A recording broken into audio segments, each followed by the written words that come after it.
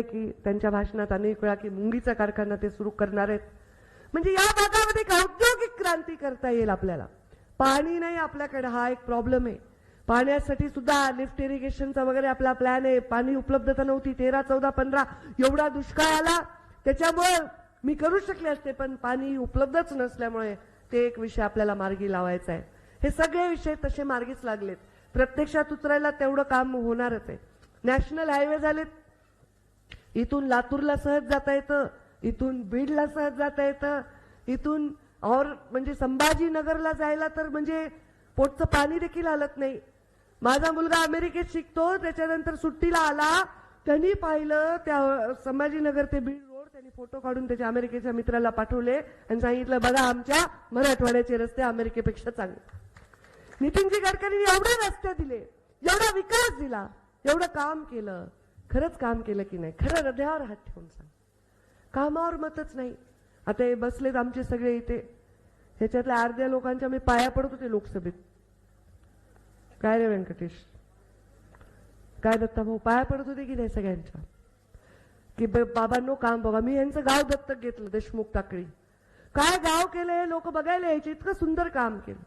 ते तिकडे अकोल्याला आमचा श्रीनिवास आगळे म्हणून सरपंच होता, त्याच्या गाव इतकं सुंदर अभ्यासिका केली, इतकं स्मशानाला म्हणजे जन्म जिथे होतो त्या जन्मापासून मृत्यूनंतर सुद्धा चिखलात विटंबना होऊन म्हणजे सगळ्या स्मशानभूमीचे रस्ते माझ्या काळात मी करून दिले. पण म्हणलं आता काय झालं? पण ठीक आहे, 5-6 हजारांनी पराभव काही पराभव नसतो. तुमचीच नजर लागली, दिल्लीला जाईल रुसते घोकत होते.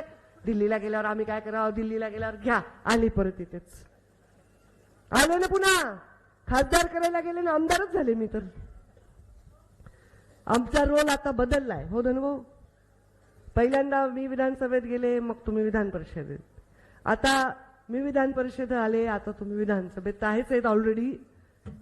तर रोल झाला. तुम्हाला एका बटनात 2 आमदार मिळाले, अजून काय पाहिजे? आता आम्ही एकमेकांच्या विरुद्ध म्हणजे कोणता मॅच म्हणावा आता, ते कोणते 2 देशांचा म्हणता येत नाही, जाऊ दे. आम्ही दोघं एकमेकांच्या विरुद्ध म्हणजे शक्ती, सगळंच जायचं जास्तच. कोणी म्हणायचं ते असं करायलेत की मी असं, किती काम रे.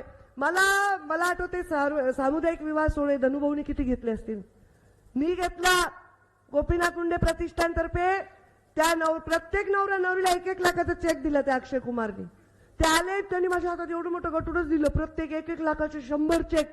मी हे काय करू, मी 36 मी वापस केले. त्यांना एवढं कौतुक वाटलं की वापस केले म्हणून. म्हणजे एवढं काम केलं. आता कोविड मध्ये लोक मरत होते, घरी स्वयंपाक करायला बाईला जर कोविड झाला तर स्वयंपाकाला व्यवस्था नव्हती, कोविड सेंटर आम्ही चालवलं, प्रत्येकाच्या घरी डबे पोहोचवले.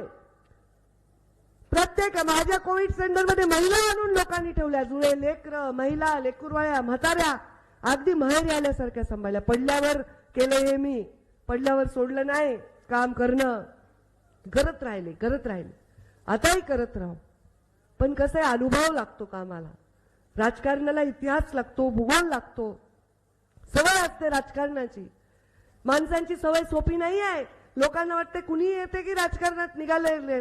अरे सकाळपासून रात्रीपर्यंत माणसं नुसते गाराने सांगतात, सोपं नाही राजकारण करणं.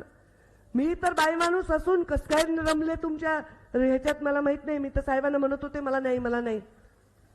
पण आता त्यांना बिचाऱ्यांना वाटलं असेल की माझं जीवन संपलंय. त्यांना कुठेतरी दिसत होतं, ते सारखे म्हणायचे माझी शेवटची लोकसभा आहे.